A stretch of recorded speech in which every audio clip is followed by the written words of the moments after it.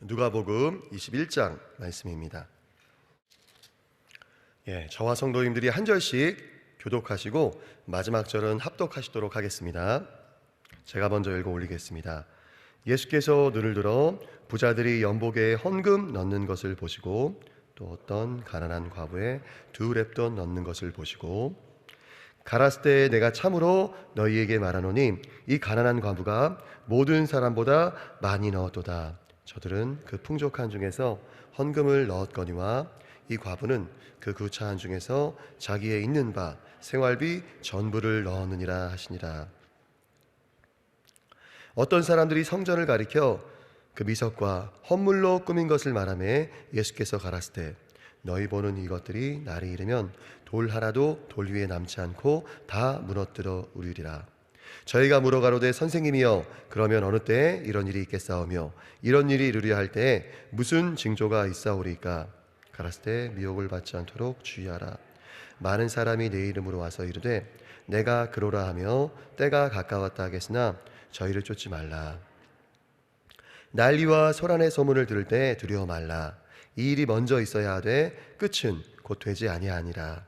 또 이르시되 민족이 민족을 나라가 나라를 대적하여 일어나겠고 처처에 큰 지진과 기근과 온역이 있겠고 또 무서운 일과 하늘로서 큰 징조들이 있으리라. 이 모든 일 전에 내 이름을 인하여 너희에게 손을 대어 핍박하며 회당과 옥에 넘겨주며 임금들과 관장들 앞에 끌어가려니와 이 일이 도리어 너희에게 증거가 되리라. 그러므로 너희는 변명할 것을 미리 연구치 않기로 결심하라. 내가 너희의 모든 대적이 능히 대항하거나 변박할 수 없는 구제와 지혜를 너희에게 주리라. 심지어 부모와 형제와 친척과 벗이 너희를 넘겨주어 너희 중에 몇을 죽이게 하겠고 또 너희가 내 이름을 인하여 모든 사람에게 미움을 받을 것이나 너희 머리털 하나도 상치 아니하리라. 너희의 인내로 너희 영혼을 얻으리라.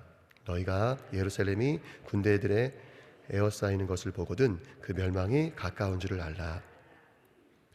그때 유대에 있는 자들은 산으로 도망할지며 성내에 있는 자들은 나갈지며 촌에 있는 자들은 그리로 들어가지 말지어다. 이 날들은 기록된 모든 것을 이루는 형벌의 날이니라. 그날에는 아이벤 자들과 젖먹이는 자들에게 화가 있으리니 이는 땅에 큰 환난과 이 백성에게 진노가 있겠음이로다. 저희가 칼날에 죽임을 당하며 모든 이방에 사로잡혀 가겠고 예루살렘은 이방인의 때가 차기까지 이방인들에게 밟히리라. 1월 성신에는 징조가 있겠고 땅에서는 민족들이 바다와 파도의 우는 소리를 인하여 혼란한 중에 곤고하리라. 사람들이 세상에 임할 일을 생각하고 무서워함으로 기절하리니 이는 하늘의 권능들이 흔들리겠음이라. 그때 사람들이 인자가 구름을 타고 능력과 큰 영광으로 오는 것을 보리라. 이런 일이 되기를 시작하거든 일어나 머리를 들라 너희 구속이 가까웠느니라 하시더라. 이에 비유로 이르시되 무화과 나무와 모든 나무를 보라. 싹이 나면 너희가 보고 여름이 가까운 줄을 자연히 아나니 이와 같이 너희가 이런 일이 나는 것을 보거든 하나님의 나라가 가까운 줄을 알라. 내가 진실로 너희에게 말하노니 이 세대가 지나가기 전에 모든 일이 다 이르리라. 천지는 없어지겠으나 내 말은 없어지지 아니하리라. 너희는 스스로 조심하라. 그렇지 않으면 방탕함과 술 취함과 생활의 염려로 마음이 둔하여지고 뜻밖의 그날이 덫과 같이 너희에게 임하리라. 이날은 온 지구상에 거하는 모든 사람에게 임하리라. 이러므로 너희는 장차 올 이 모든 일을 능히 피하고 인자 앞에 서도록 항상 기도하며 깨어있으라 하시니라. 예수께서 낮이면 성전에서 가르치시고 밤이면 나가 감람원이라는 산에서 쉬시니 함께 읽겠습니다. 모든 백성이 그 말씀을 들으려고 이른 아침에 성전에 나아가더라. 아멘. 12월 29일 금요일 예수님 다시 오실 때 저희 효화행복 교제 보도록 하겠습니다. 요절 말씀 34절 말씀입니다. 너희는 스스로 조심하라. 그렇지 않으면 방탕함과 술 취함과 생활의 염려로 마음이 둔하여지고 뜻밖의 그날이 덫과 같이 너희에게 임하리라. 아멘. 함께 또 읽도록 하겠습니다. 현 시대를 말세의 때라고 한다. 민족이 민족을, 나라가 나라를 대적하여 싸운다. 처처에 큰 지진과 기근이 일어나고 자연 환경이 파괴되고 있다. 이러한 징조 앞에서 많은 사람들이 두려워하고 혼란스러워한다. 그러나 예수님이 다시 오시는 때를 준비하며 기다리는 자들은 결코 두려워하지 않는다. 준비된 자는 언제든지 아멘 주 예수여 오시옵소서 하며 반가이 맞이할 수 있기 때문이다. 첫째, 예수님 다시 오실 때를 준비하는 사람은 마음이 둔해지지 않도록 조심한다. 마음은 생명의 근원이기에 마음이 둔해지면 삶이 둔해지고 신앙이 둔해진다. 예수님 다시 오실 때를 생각지도 못하고 준비하지도 못하는 무감각한 자들이 되고 만다. 그러하기에 마음을 둔하게 하는 방탕함과 술취함, 생활의 염려를 철저히 경계해야 한다. 이러한 것들이 마음을 점령하게 허용한다면 예수님 오실 날이 행복이기보다는 인생의 덫이 될 것이다. 경계의 경계를, 인내에 인내를 더함으로 생명의 부활에 동참하는 축복을 누리자. 둘째, 예수님 다시 오실 때를 준비하는 사람은 오늘을 마지막으로 생각하며 산다. 예수님 다시 오신다고 말하면 신앙인들조차 막연히 미래의 일이라고만 생각한다. 그러나 그날은 항상 오늘일 수 있다. 그러므로 오늘을 재림의 날로 생각하며 살아야 한다. 오늘 기도해야 한다. 오늘 만나는 사람마다 진실하고 정직하게 대해야 한다. 오늘 죄를 회개하며 오늘 하나님을 찬양해야 한다. 오늘 한 사람에게라도 더 복음을 전해야 한다. 무엇을 하든지 오늘 최선을 다해 행해야 한다. 이것이 예수님 오실 때를 준비하는 사람의 바른 삶이다. 예수님이 다시 오시는 때는 막연한 기대가 아니다. 우리의 눈앞에 분명히 나타날 사실이다. 재림의 여러 징조 앞에서 두려워하지 말고 성실히 준비하자. 준비된 자는 재림의 나팔 소리에 결코 두려워하지 않게 된다. 도리어 나팔 소리에 즐겁게 춤추게 된다. 아멘. 아멘. 저희 누가복음 21장으로 말씀 나누려고 합니다. 말씀 이제 본문이 예수님께서 다시 오실 때에 대해서 이야기를 하고 있지만 그 앞절에 과부의 헌금에 대해서 잠시 이렇게 나오는 내용이 있습니다. 21장 처음에 이제 나오는 이 부분은 저희가 어제 읽었었던 20장 그 후반부에 그 종교 지도자들과의 그 신앙생활과 대조되는 참으로 아름답고 경건한 모습입니다. 저희 하나님이 참 멋지신 분인 것 같습니다. 우리 성도님들 그 자녀분들이 계실 텐데요. 뭐 아드님이든 따님이든 간에 이제 우리 성도님들 생신 때에 어떤 자녀는 뭐 첫째 아드님은 뭐 첫째 자녀분은 이렇게 막 1,000만 원 현금을 또 우리 성도님들에게 이제 생신 선물로 드린다고 한번 상상해 보면 좋겠습니다. 벌써 이렇게 활짝 웃으시는 분이 계신데, 또 다른 자녀분은 딱 이제 봉투를 첫째 분이 줬던 그 두둑한 봉투를 확인하고 딱 이제 봉투를 넣고 둘째가 준 봉투를 딱 확인하는데 2만 원 정도밖에 없는 거예요. 그러면 어떠시겠습니까? 그죠? 그 드려진 돈의 액수만 놓고 본다면 우리 1,000만 원 드린 그 첫째 자녀의 그 선물이 훨씬 크고 귀한 선물입니다. 그러나 그 부모님들께서는 두 자녀가 처한 그 경제적인 상황 그리고 그들이 부모님을 어떻게 애틋하게 대해왔는지를 잘 아신다면은 세심하고 지혜롭게 판단하시지 않겠습니까? 우리 하나님 아버지께서는 이 세상에 있는 어떤 부모님보다 자녀들을 사랑하시고 자녀들의 처한 그 상황을 다 세심하게 이해하시는 너무나도 멋있는 분이라는 것에 대해서 이야기를 합니다. 과부가 바쳤던 그 두 렙돈은 정말로 적은 금액이죠. 유대인들이 사용하는 그 화폐 단위 중에서도 가장 작은 화폐 단위이고 그 헌물로 드릴 수 있는 거의 뭐 가장 작은 금액이라고 합니다. 그러나 과부는 자신이 갖고 있는 생활비 전부, 자신이 당장 밥 먹을 돈도 없고 끼니를 해결할 돈이 없음에도 불구하고 그 돈을 하나님께 드렸다는 것입니다. 그리고 우리 하나님 아버지께서는 과부의 헌금을 부자가 풍족한 가운데 드렸었던 그 헌금보다 더 기뻐하시고 귀하게 받으시는 너무나 좋으신 분이십니다. 우리 성도님들이 얼마를 헌금하시든 그것이 1,000원이든 10,000원이든 설령 100원이든 간에 우리 하나님께서는 중심을 보시고 기쁘게 받아주시는 줄 믿습니다. 아멘. 시편 69편 30절에서 31절 말씀 보면은 저희가 또 많이 들어본 말씀입니다. 내가 노래로 하나님의 이름을 찬송하며 감사함으로 하나님을 광대하시다 하리니 이것이 소 곧 뿔과 굽이 있는 황소를 드림보다 여호와를 더욱 기쁘시게 함이 될 것이라. 유대인들이 이제 하나님께 예배를 드리기 위해, 제사를 드리기 위해서 그 동물들을 가져오지 않습니까? 가난한 사람들은 비둘기를 가져오기도 하고, 조금 이제 여유가 있고 풍족한 사람들은 양이나 염소를 가져오기도 하는데, 가져올 수 있는 동물 제물 중에서 가장 규모가 있고 비싼 제물이 바로 이제 소이지 않습니까? 근데 우리 하나님께서 이 황소를 드림보다 진정한 예배, 마음을 드린 예배를 기뻐하신다라고 하는 것입니다. 뭐 헌금을 아예 안 내도 된다는 얘기가 아니라, 과부와 그 부자의 헌금을 비교해 주셨던 것처럼 우리가 아무리 적은 헌금을 설령 드릴 수밖에 없는 그 가난한 그리고 궁핍한 상황이라고 할지라도 저희가 갖고 있는 재정의 비중 중에서 그 금액이 정말로 큰 금액이라면은 하나님께서 기쁘게 받아주신다는 것이죠. 1억을 버는 사람이 100만 원 헌금하는 것보다, 그죠? 100만 원 월급으로 받는 사람이 50만 원, 60만 원 이렇게 헌금하는 것을 하나님께서 훨씬 더 가치 있고 귀하고 높이 평가하신다는 것입니다. 이제 오늘 본문은 그 예수님께서 다시 오실 그 마지막 때를 살아가는 저희에게 그 필요한 것들에 대해서 이야기를 하고 있습니다. 첫 번째, 전에 없던 큰 박해가 있으리라는 사실을 저희들은 알아야 합니다. 이 세상에 있는 모든 사람들이 예수님을 믿는다는 이유 때문에 저희들을 미워할 때가 온다라고 하는 것이죠. 지금은 이제 그런 때가 오지 않았습니다.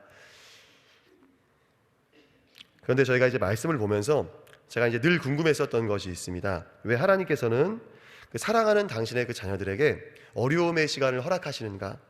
심지어 죽음까지도, 순교까지도 허락하시는가?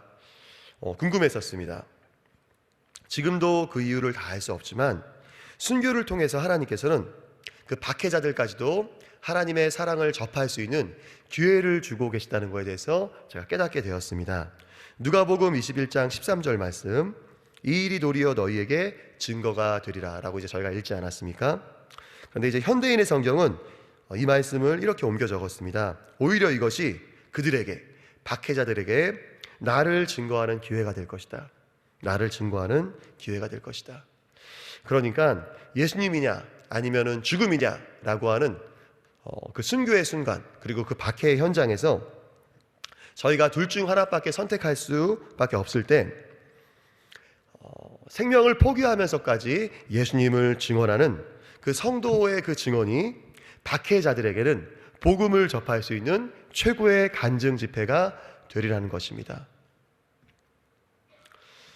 이 내용은 사실 성경에 여러 번 등장을 하는데 그 바울의 경우에 가장 잘 드러납니다. 이 사도 바울이 죄인의 신분으로 이제 로마에 끌려가지 않습니까? 그때 이제 바다 한가운데서 풍랑을 만나가지고 삶을 포기해야 할지도 모르는 그런 위험한 지경에 이릅니다. 사도행전 27장 말씀이죠. 그때 하나님께서 주셨던 말씀이 바울아 두려워 말라 내가 가이사 앞에 서야 하겠고, 이 말씀을 이제 쉬운 성경은 이렇게 옮겨 적었는데요. 바울아 두려워하지 말아라 너는 반드시 로마 황제 가이사 앞에 서야 한다라고 이야기합니다. 근데 그 당시에 사도 바울이 있었던 때 로마 황제가 누구냐면은 네로였습니다. 한 번쯤 다 들어보셨죠? 저도 어렸을 때 그 개그맨 최양락 씨가 그 네로 황제 그 흉내내는 거 있었잖아요. 개그 프로. 다 TV 안 보신 것처럼 저만 본 것처럼 그 네로 황제 이렇게 흉내내는 그 TV 개그 프로그램이 있었던 거 제가 기억을 합니다. 근데 아무튼 이 네로 황제가 개그 프로그램에서는 그렇게 이제 우스꽝스럽게 묘사됐지만 그 모든 로마 황제들 중에서 가장 나쁜 사람이었다라고 합니다.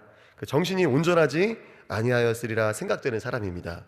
얼마나 끔찍하게 기독교인을 박해했는지 그 영화 바울이라고 하는 그 영화를 보면요, 로마 신의 그 밤을 밝히기 위해서, 그 당시엔 전기가 없으니까 밤만 되면은 컴컴하지 않습니까?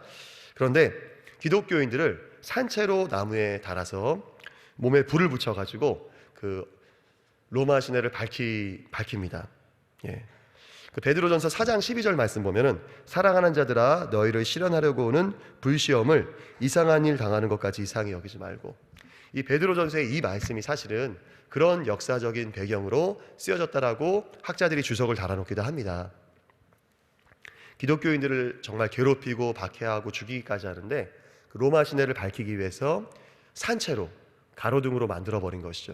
그래서 그 영화에 보면은 정말로 막 기독교인들이 비명을 지르면서 그 어두컴컴한 그 시내가 곳곳마다 이제 밝은 곳들이 있는데 그 기독교인들이 산채로 나무에 달려서 불타오르는 정말 공포영화 같은 장면이 나옵니다.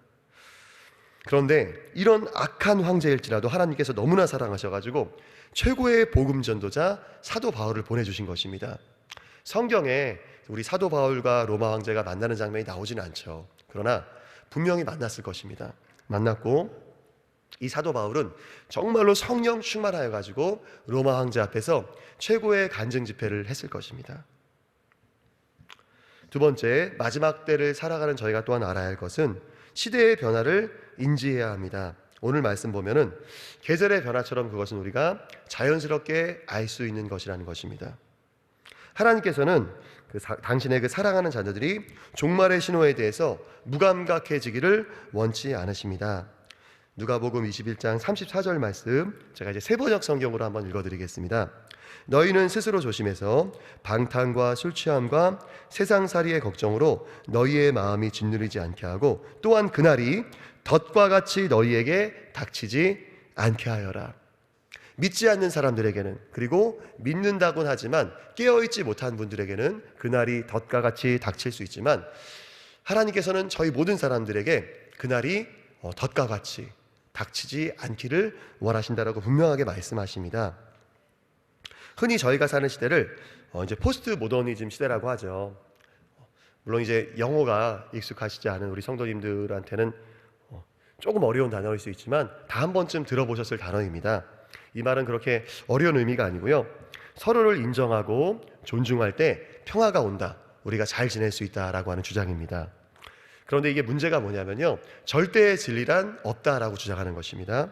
너도 옳고 나도 옳다, 그러니까 누군가가 잘못됐다라고 이야기하지 말자. 우리가 인류의 역사를 보면은 종교 간의 그 전쟁이 얼마나 치열했습니까? 그리고 피비린내가 났습니까? 그러니까 우리가 서로 인정하자, 우리 싸우지 말자. 네 종교도 옳고 우리 종교도 옳다. 천국에 이르는 길은 여러 가지 길이 있다. 이슬람이라고 하는 길도 있고 기독교라고 하는 길도 있고 불교라고 하는 길도 있다. 그러니까 우리 서로 싸우지 말자라고 이야기하는 것이 바로 이제 포스트 모더니즘이죠.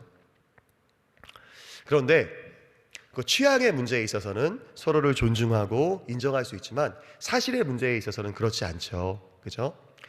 저는 이제 축구 보는 것을 되게 좋아합니다. 축구를 못하지만 축구 보는 걸 좋아합니다. 근데 이제 우리 성도님들 중에 어떤 분은 뭐 탁구를 보는 걸 좋아하실 수도 있고 그다음에 골프 보는 걸 좋아하시는 우리 성도님도 계실 수 있습니다. 그런데 제가 우리 축구만 봐야 된다, 최고의 스포츠는 축구다라고 이야기하면은 그건 이제 편협하고 다른 사람들이 받아들이기 힘든 것입니다. 그러나 사실의 문제에 대해서는 그렇지 않다는 것입니다. 4월 29일 4시 56분 우리 성도님들 지금 교회에 계시잖아요. 그렇죠? 갑자기 지금 집에서 급한 전화가 와서 전화를 받으신다면 엄마 어디야? 아빠 어디야? 하고 물어본다면 나 교회에 있다라고 하실 것입니다. 죽어서 가는 곳이 우리 기독교에서 이야기하는 것처럼 천국이든지 아니면 인도에서 그 힌두교 사람들이 말하는 것처럼 전생이 있고 현생이 있고 후생이 있어가지고 전생에 나쁜 짓을 한 사람은 현재 바퀴벌레로 태어나고 현재에 그리고 이제 착한 일을 많이 하면은 다음 생에 막 큰 부자로 태어나고 그런 여러 가지 그 삶에 대한 설명들이 있지 않습니까? 근데 그것들이 서로 동시에 존재할 수 없다라고 하는 것이죠. 우리 12월 29일 4시 57분 우리 성도님들이 교회에 계신 거면 교회에 가신 거지 다른 곳에 계신 게 아니잖아요. 사실의 문제에 있어서는 저희가 양립할 수 없는, 동시에 존재할 수 없는 주장들이 분명하게 있습니다. 종교 간에 서로를 인정한다는 것은 사실 불가능한 일입니다. 서로 상반되는 주장을 하는 경우엔 더욱더 그렇습니다. 이슬람교에서는 아브라함이 하나님께 바치려고 했었던 그 아들이 이삭이 아니라 자신들의 조상이라고 주장하는 이스마엘이라고 이야기해요. 그러면은 저희가 이슬람교 사람들과 사이좋게 지내기 위해서 너도 옳고 나도 옳다라고 이야기할 수는 없지 않습니까? 성경에는 분명히 하나님께서 아브라함에게 이삭을 제물로 바치라고 이야기하셨었고, 이 아브라함은 자신의 아들 이스마엘이 아니라 이삭을 바치기 위해서 모리아산으로 갔습니다. 그렇죠. 인도 사람들은 그 식사법이, 그 전통 인도 사람들은 상당히 독특합니다. 수저나 포크 같은 식기를 사용하지 않고요, 오른손으로 음식을 집어먹고요, 왼손으로 대변을 본 다음에 항문을 닦는다고 합니다. 실제로. 라고 손이 헷갈리면 안 돼요. 밥을 먹다가 왼손으로 뭔가 이렇게 주워 먹으면 안 돼요. 그런데 인도 사람들은 자신들의 문화가 다른 어떤 나라의 식문화보다 청결하다라고 주장을 합니다. 숟가락이나 젓가락, 포크, 나이프는 여러 사람이 사용하지만 내 오른손은 나만 사용하기 때문입니다. 이게 얼핏 들으면 말이 되는 것 같죠? 그죠? 어느 쪽이 맞는 것 같습니까?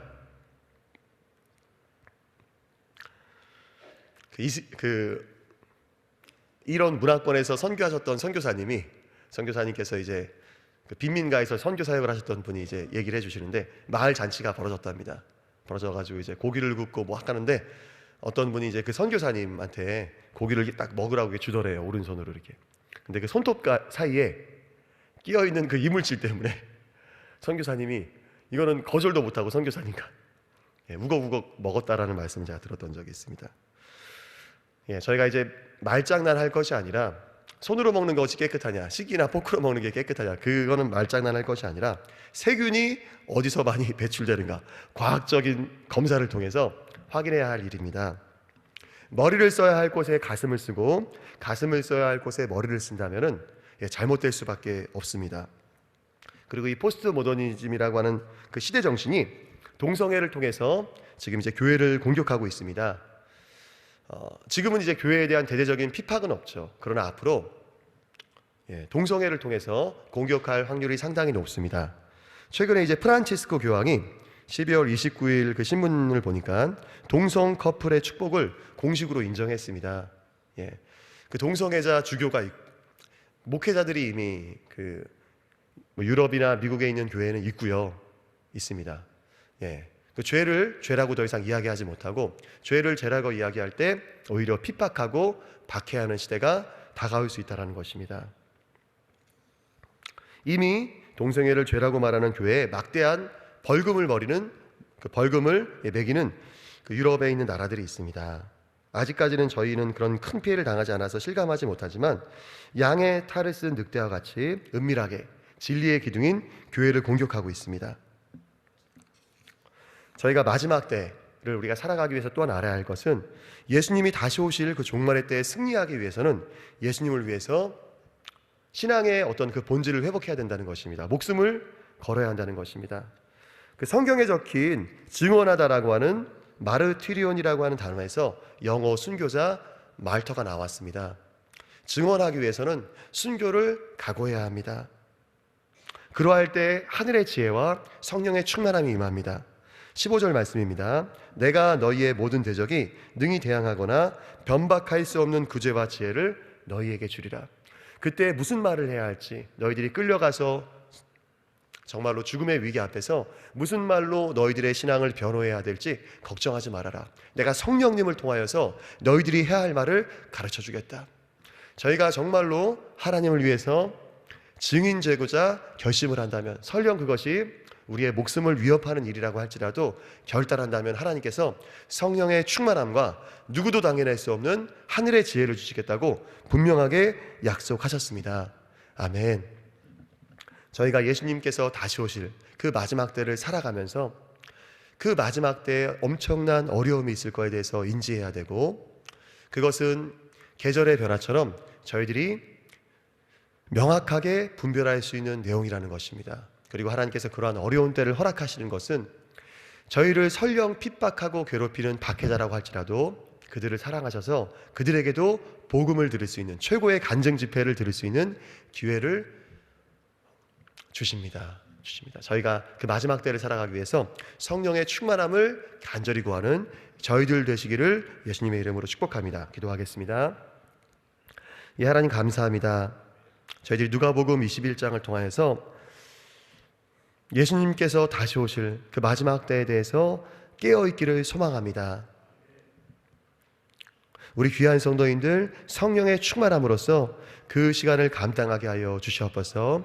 그 갖고 오신 기도 제목들 또한 주님 응답하사 살아계신 하나님을 증거하는 간증의 삶 되실 수 있도록 주님 축복하여 주시옵소서. 주님 감사하고 예수님의 이름으로 기도합니다. 아멘.